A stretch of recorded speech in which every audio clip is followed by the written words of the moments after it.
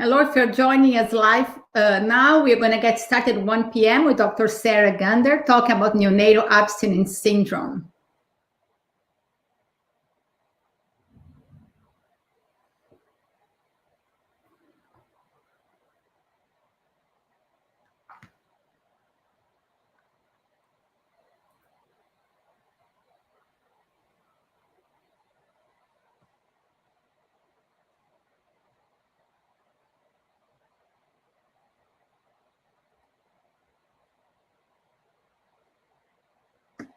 Hello, everyone. If you are joining us now, we're going to get started at 1 p.m.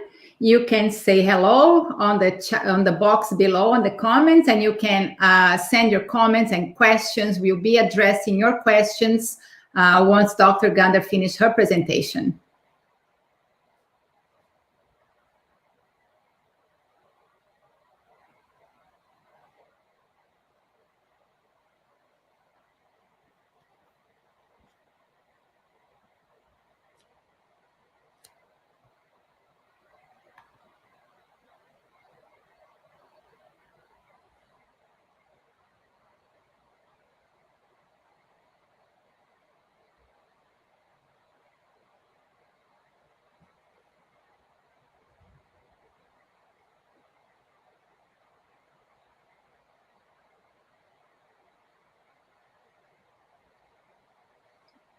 If you're joining us now, thank you. We're going to get started at 1 p.m.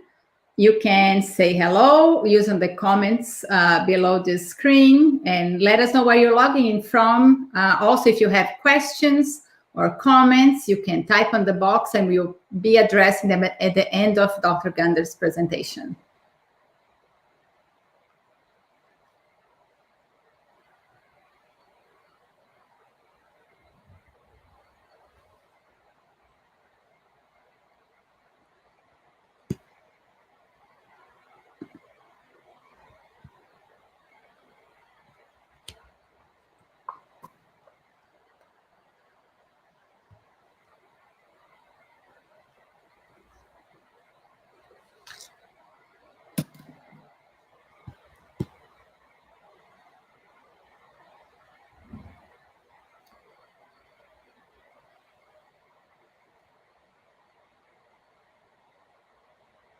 Hello, everyone. We're going to get started in 1 minute.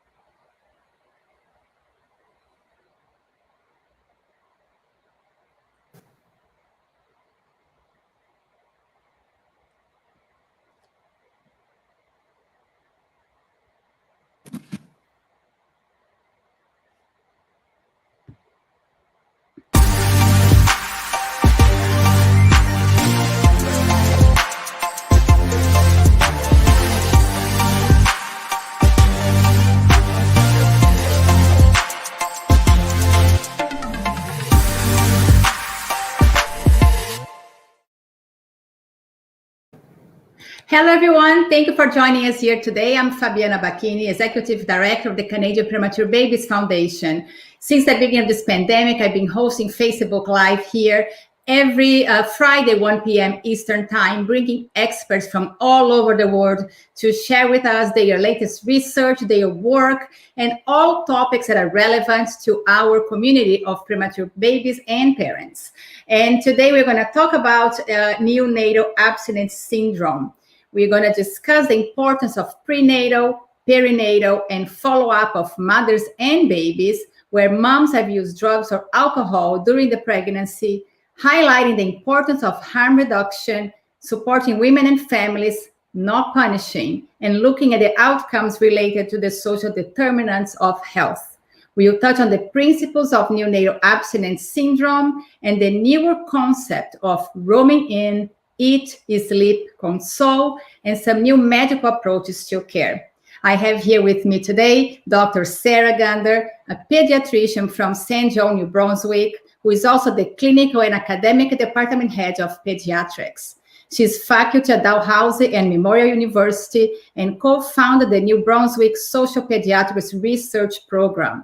Her research interests include the social determinants of health, Neonatal Abstinence Syndrome, and Hepatitis C. She recently launched a site for the Parent-Child Assistance Program, which advocates and supports women who disclose substance use in pregnancy. She's also the clinical lead of a clinical program designed to serve children in difficult living circumstances, particularly aimed at breaking cycles of generational poverty. Dr. Gander, thank you so much for joining us here today. What a pleasure to talk to you and learn much more about this topic that is so very important for our community. Oh, thank you for having me. So I know you have a little presentation to share with us. I will let you share the screen right now, and I would encourage all of you watching us here today to send your questions and your comments that you can address after her presentation. Okay, so everybody can hear me okay? Yes. So thanks for having me today. It's 2:00 in the afternoon in St. John, New Brunswick, Canada, and I'm glad to be able to speak with you today. The presentation will be fairly short and sweet, and hopefully we'll have some engagement with questions to dive a little deeper. So just again, I had a very nice bio there, so thank you very much for that. But just so you know, I am by training a general pediatrician. For the past 12 years here in New Brunswick. I went to medical school at Memorial University and did my residency at Queen's University in Kingston. And as was mentioned, I'm involved with research specifically around the Parent-Child Assistance Program, which we'll talk about more in the presentation. It's important to just say out loud that opioid use in particular is a pretty widespread challenge for Canada and the rest of the world. We really have seen the use stay pretty stable with our population for over the last few years, but are seeing the increasing amount of overdoses and opioid-related deaths, as you can see, increasing. And so when we're talking about neonatal abstinence syndrome, most people do default to opioids as being the substance by which babies are withdrawing from, because that's kind of the typical construct of neonatal abstinence syndrome. But withdrawal is not just from opioids, and not everyone discloses their substance use during pregnancy. So I think addressing this topic just as a broad concept, we need to entertain the fact that potentially any baby born could have symptoms that are related to some sort of withdrawal, because I think any of us in practice now would recognize that we see some withdrawal symptoms from SSRI use, so antidepressant and anti-anxiolytic use. Most of us have seen withdrawal symptoms from heavy smokers during pregnancy, and many people are on prescribed medication and using them appropriately, that we may need to be aware of some withdrawal symptoms that could happen in the baby. So I mention opioid use here because when you read about neonatal abstinence syndrome, we tend to go to the people who are using drugs or go to people who are on methadone therapy and or other opioid substitution therapies like Suboxone. But really, we need to keep our mind broad with this.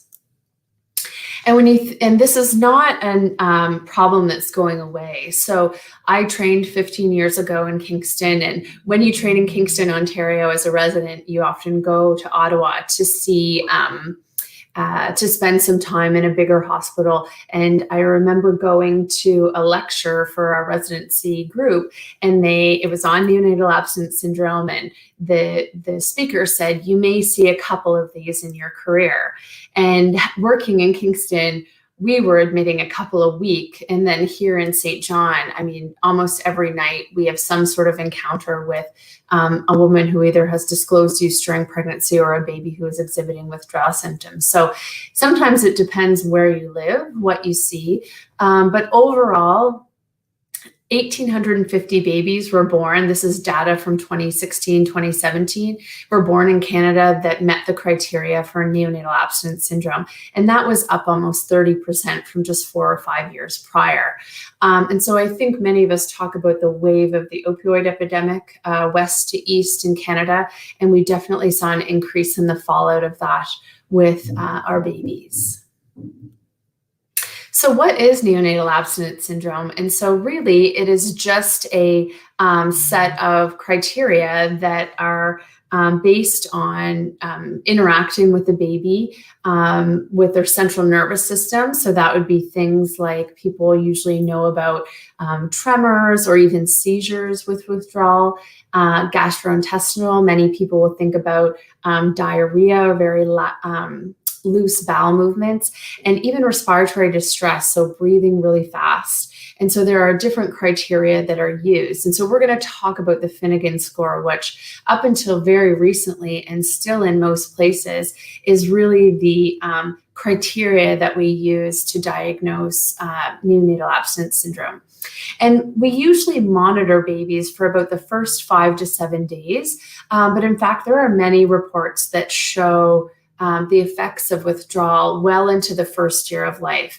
And as a general pediatrician who, yes, sees babies as soon as they come out, but also gets consults for babies well into their first year of life and beyond, it's so fascinating how we rarely talk about those delayed symptoms when, say, I would get a consult for a baby at 2 months of age for diarrhea or 2 months of age for, say, jitteriness.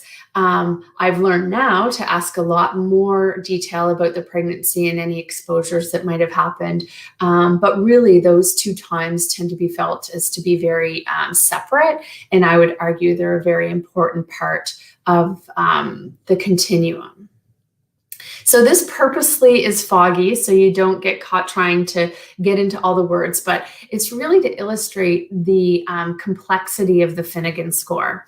Now, if you read this, you would see things like, loose bowel movements or tremors, and you're meant to score them on a range. But I'm sure you could appreciate that that range is very subjective. So maybe you were taught how to use that. Maybe you have lots of experience with it. Maybe you have many babies to compare to, or maybe you're brand new and this is your first time using it. But this score has some serious consequences. Based on this score, we'll decide whether or not a baby, say, needs treatment for their NAS. And so that might mean an admission to the NICU, an IV, being put on morphine treatment or whatever the clinician decides. And so this subjective score has come under a bit of scrutiny because people sort of think, well, we hear in our hospital sometimes when they're out on the floor, their scores are high. When they come into the NICU, they're scored lower. And there's a whole bunch of reasons for that have to do with inter-rater reliability. So do people score the same? But also, and we're going to get to this, do babies score lower in different environments or higher in different environments?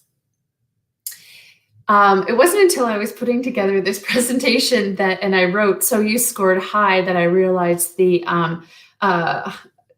irony of that word. But the high score of a Finnegan, so we're taught that if you have 3 scores of 8 or above, or a score as high as 12 on one assessment, that really you need to be reassessed and considered for treatment.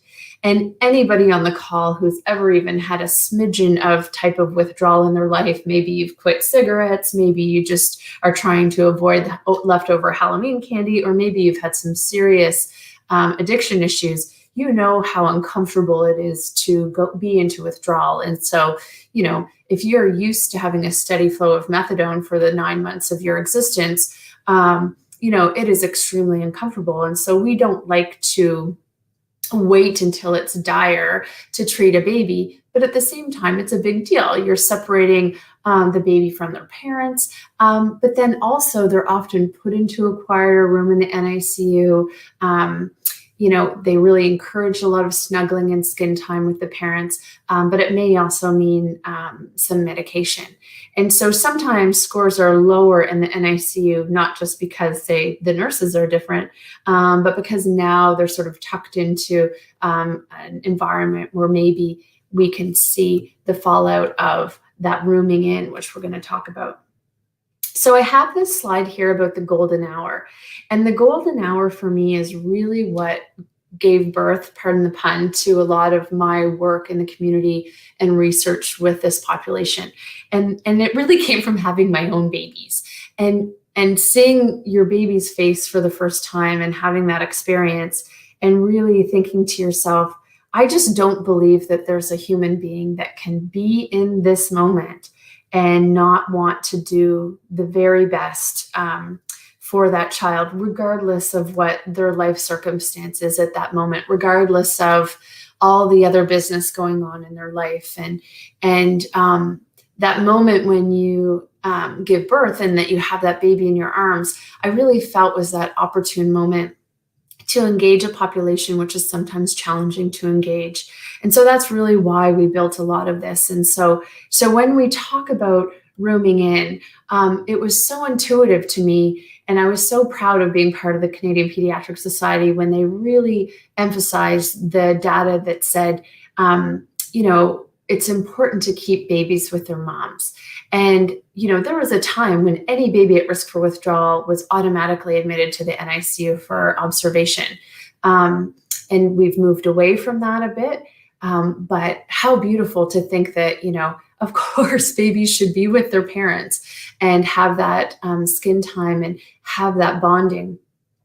And if you're more interested in health systems and financial responsibility, a baby who's admitted to the NICU for opioid withdrawal in the data on average stays in hospital 15 days. And we can drastically decrease the length of stay of babies by keeping them with their moms, with their dads in the room if they're there, and really just looking at that rooming in. And then, I mentioned the Finnegan scores, which was a bit subjective, a bit cumbersome, and, we've dealt with over the years. But then some smart people decided that, well, really, it's about eating and sleeping, and can they be consoled? And so the paper is, you'll appreciate the ESC, which is, the abbreviation for escape. It's, can we escape this mantra of looking at a score and not just looking at the patient themselves? And so, is the infant able to eat? Do they sleep? If they are upset, which would be normal, can they be consoled in a reasonable length of time? And if they can meet all these things, then maybe they don't need treatment. And so, but if they don't and they need to be reassessed, we can start intervention. And now the world of intervention opportunities have far surpassed the, I'm going to admit you to the NICU for this 6-week-long morphine therapy that's going to take forever to wean down. There's lots of conversations about different medications, clonidine, methadone even some interesting oral treatments while the baby stays with the mom on the ward. Even at-home treatments, which is really fascinating and obviously comes with a lot of checks and balances, but very interesting stuff on the horizon. So just to give you an idea of why I really came to care about this topic so much, St. John, New Brunswick is named to, in the 2016 census, was tied with Toronto for the highest child poverty rate in Canada. Now, lots of communities talk about that, but in St. John in particular, we deal with a lot of generational poverty. We're a port town. We have a lot of drugs. And so we have a little bit of data that was picked up where all the women in our catchment area can only go to one hospital to have their babies. And we ask them some questions when they come. So of about 2,300 pregnancies a year, 120 reported illicit drug use. I don't love the word illicit, so report drug use that is unprescribed. 6 underwent detox therapy during their pregnancy. Interestingly, only 13 reported alcohol use. And so I'd be curious in the audience what people think of that, because I think that would be a drastic underestimate. And interestingly, we have 5 methadone or opioid substitution therapy clinics in St. John. And at any one time, they say that they have about 5 to 7 pregnant clients. And most of the women who have used drugs in pregnancy or are in this group really talk about the negative stigma and lack of trust in the systems. I've heard stories, everything from, women being in a cesarean section room and hearing the nurse say, double glove girls, she has hepatitis C, to just being treated poorly, just that stigmatizing way. And then there are poverty-associated barriers, if that's an added complexity, where, it's difficult to get a hold of patients sometimes if they change their number quite a bit. The number one thing we have found in our research has been the lack of stable housing, and then even transportation issues, particularly after the baby is born, when it's difficult to get out. A lot of the services, whether it be, OBGYN services to mental health services to pediatric services to counseling services, all work in isolation and don't do a good job of talking to each other. And frankly, I think we all know that if you're worried about getting food on the table or whether or not you're going to get evicted out of your apartment, that's really top of mind, as opposed to trying to find a way to lift themselves out of poverty, or really focus on some of the extras. So when we developed our research program, it was really in the wake of a lot of promising practice across the country. In Washington State, there's this brilliant program that's been around for 30 years, which is the Parent-Child Assistance Program, born out of the need for the fetal alcohol exposure population, which, 30 years ago, which evolved into, cocaine, which evolved into opioids and pills, and evolved into fentanyl, and now just kind of keeps reinventing itself depending on sort of the drug du jour, but all having the common thread of those families needing a lot of supportive coordination and communication. And I would really like to emphasize that harm reduction approach, because a lot of organizations who try to support these families with best of intentions are really looking for a more abstinence-based approach. And that is so challenging. And so, sometimes it is even, well, could we use fewer drugs or less of it? Or, what could we avoid, and how can we get to at least a better place at this time? And so that, I think, builds a lot more trust. And really the end game is growing healthier babies, helping families, really kind of breaking this intergenerational poverty cycle, which is ridden with toxic stress and trauma. I didn't in this presentation get into adverse childhood experiences, but when people use drugs, we really talk about why do they use drugs? And it's really not just because. It's when you look at their lives and their histories, it's often a symptom of very many years of toxic stress and trauma in their own lives. And that is true almost across the board. So we developed this PCAP program in St. John as a satellite site from Washington. And the expected outcomes in the Washington data, which, like I said, has been going on for years, is that 91%, so the program is 3 years long.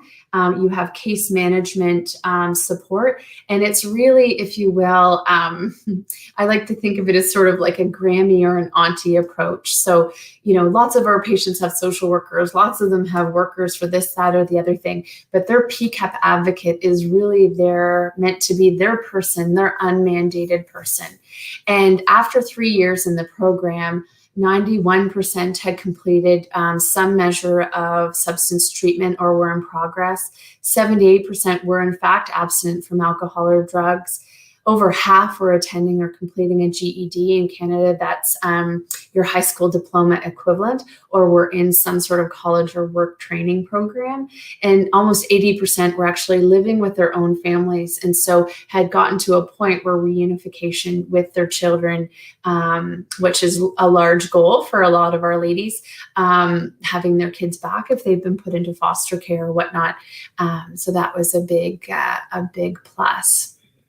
And the message from women at the end is really that they were treated with dignity and respect, and that it's never too late to support and not punish folks who, are the mothers of these children, And then how can we really look to include them in the lives of these children that I see in my practice every day.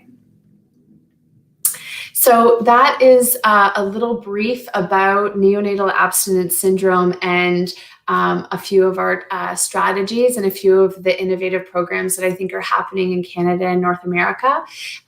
This is our website if you're interested in finding out any more info or asking questions. And I'll just stop sharing my screen so we can see if there's any questions from the audience.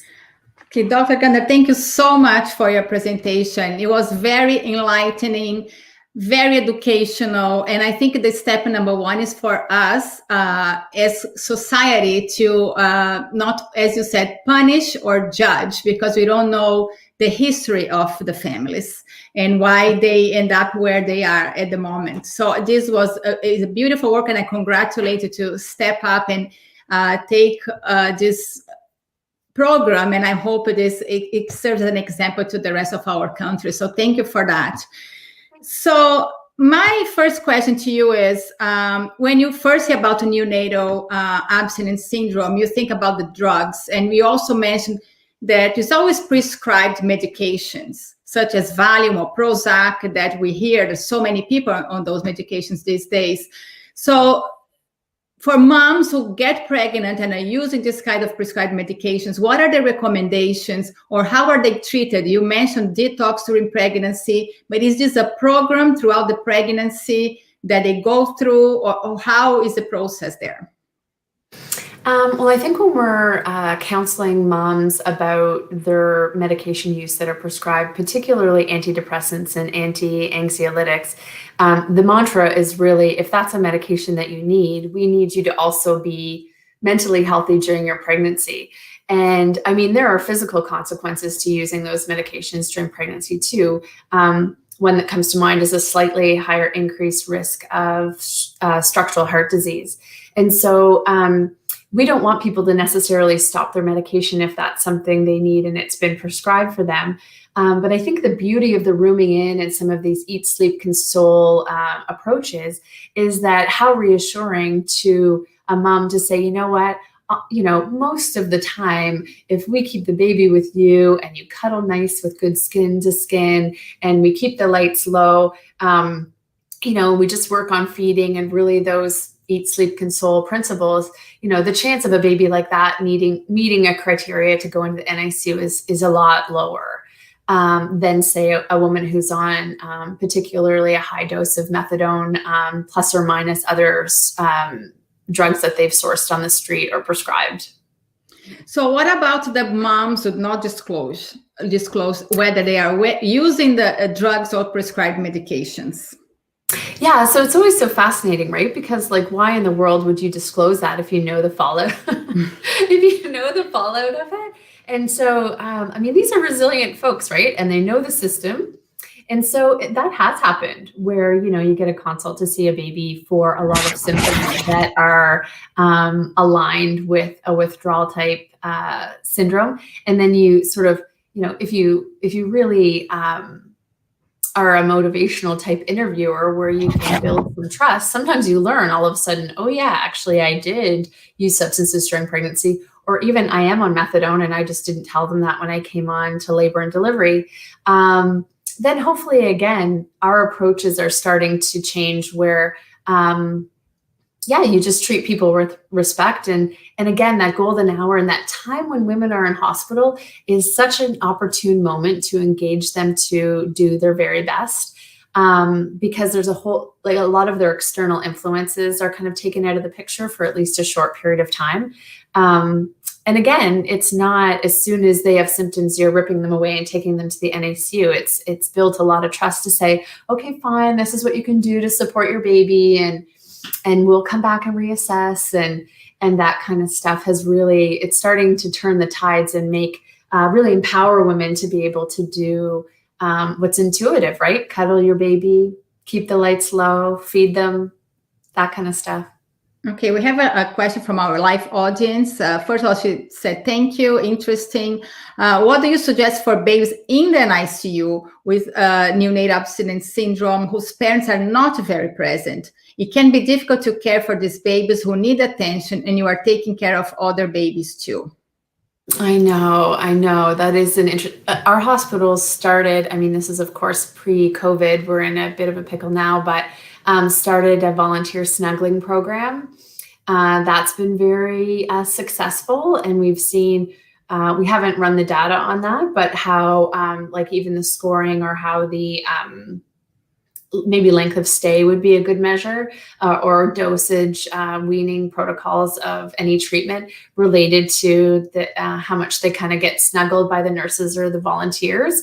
And in our hospital, we tend to find ourselves sometimes one of the neonatologists likes to take a little break and sometimes snuggle the babies herself. So I think anybody can do some of that good stuff. It's not really skin to skin when it's a volunteer, but it's at least that warm body and the soft voices and stuff. I mean, this is a lot of the reason why the parent-child assistance program is so important to me, because as soon as women are discharged from hospital and kind of go back to their world, I mean, one mom said to me, okay, you're just going to throw me back to the wolves now. Just really the barriers for them to come were very difficult. And so it's always nice to meet these women prior, if you can, to them having their delivery and having a bit of a plan for that. Getting social work involved, obviously, for transportation help.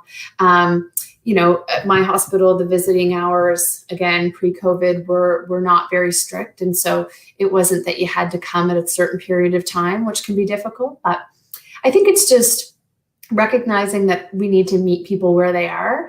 And so, yeah, people need to go for smoke breaks. They need to go get their methadone. They need to do all of these sorts of things, and just not judging them for that and working around them a little bit is ideal to get them engaged. But then otherwise, I think we all just love on the babies when we can. Yeah, so we have another question here. For the babies, if you need to start medications, what is your first drug of choice? And did you use quinidine? Sorry if I mispronounced, if you used quinidine before.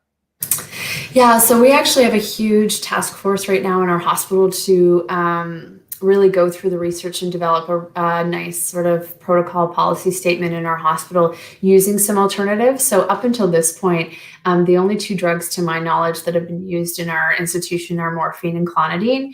And so, but you're absolutely right, there's much more second, third, fourth line options, including oral medications and including medications that can be prescribed at home, like I said. So I have never used that, but I'm always interested in what people's experiences are, because again, you're trying to find the puzzle piece that fits for that individual patient rather than just treating them all the same. Absolutely. So now we talk about Eat, Sleep, Console. The first question is, how is this approach being taken in Canada? Where are we at with that approach? And also the parents who are in this new approach, are they encouraged to breastfeed their babies? Oh, great question. So in terms of the Eat, Sleep, Console, I'm a very active member of the Canadian Pediatrics Society, and we talk about this quite a bit.